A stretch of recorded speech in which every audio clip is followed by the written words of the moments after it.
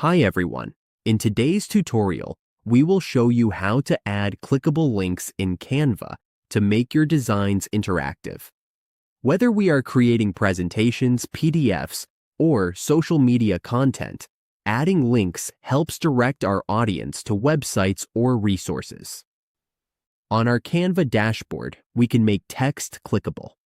For example, let's add some text here. Let's use Facebook as our example. To make this clickable, we just need to select the text, click the three dots, and then add a link here. We can type in www.facebook.com and click Done.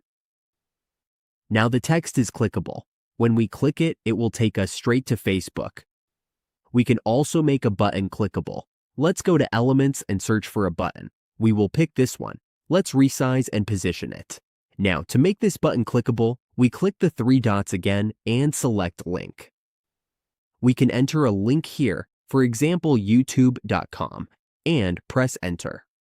When we click the button, it will redirect us to YouTube.